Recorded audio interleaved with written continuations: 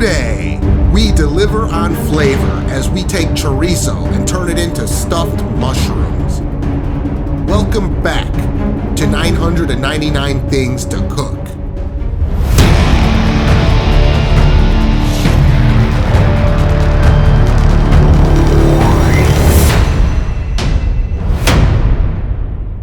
Hammer away at that like button right now as we start with chorizo. These are uncooked, so I cut them out of the casing and into the pan. If you cannot find them raw, then pre-cooked is fine. Just chop them up small and skip this first step of browning off the ground chorizo sausage in a pan. When it's all browned up, strain most of the grease off. Have the cooked sausage set aside as you will return the pan back to the heat with a little of the grease still in it. Add a touch of oil to the pan on medium heat before adding a diced yellow onion.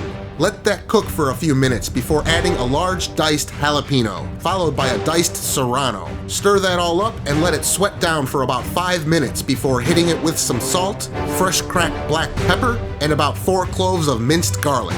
Then we add just a dash of white pepper, followed by a small teaspoon of ground cumin seed. Yes, a small teaspoon is a measurement in my world of cooking. And then throw in a 1/4 stick of butter. Turn the heat down to medium-low and let it cook for a good while, stirring every couple minutes. Take your time letting it cook so that it gets soft and sticky. Mine looked like this when it was ready. Not too dark in color. Almost caramelized, I would say, but not too much. Now we add the sausage back into the pan and mix it up thoroughly. Take a bowl and throw in 8 ounces of cream cheese and then add everything from the pan on top. Yes, the stuff in the pan is still hot, which is fine because it will instantly soften the cream cheese up enough for you to start mixing it together with a spoon very easily. At this point, we can add about a 1/4 cup of grated Parmesan cheese in, and also a 1/4 cup of green onions. Remember that there are already onions in the mix, so don't go too heavy with the green onions until you taste it.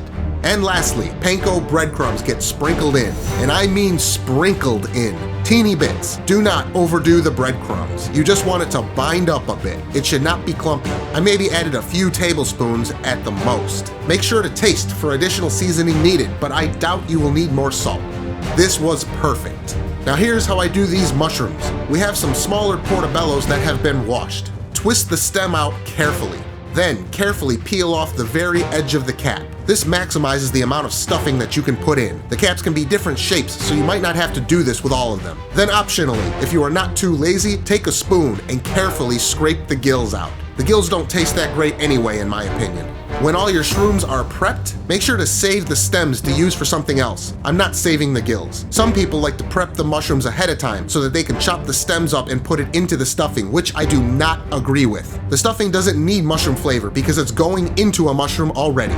Here is the controversial, but to me, not an optional step. We will blanch off our caps. No, they will not get waterlogged. Portobellos are 90% water, so they will not absorb anymore. This step will keep the mushrooms tender in the oven instead of drying them out, and will also decrease the amount of cooking time in the oven. And that's very good, since the stuffing is already cooked to begin with, and that won't get dry either. Just don't overcook them here in this step.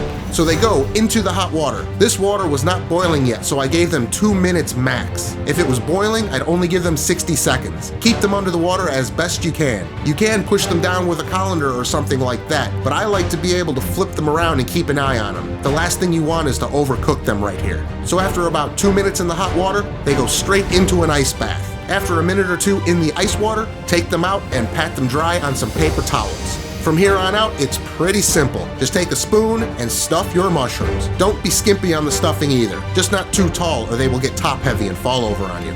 Then off they go into a 400-degree oven for about 15 minutes, or you can see them starting to brown on top.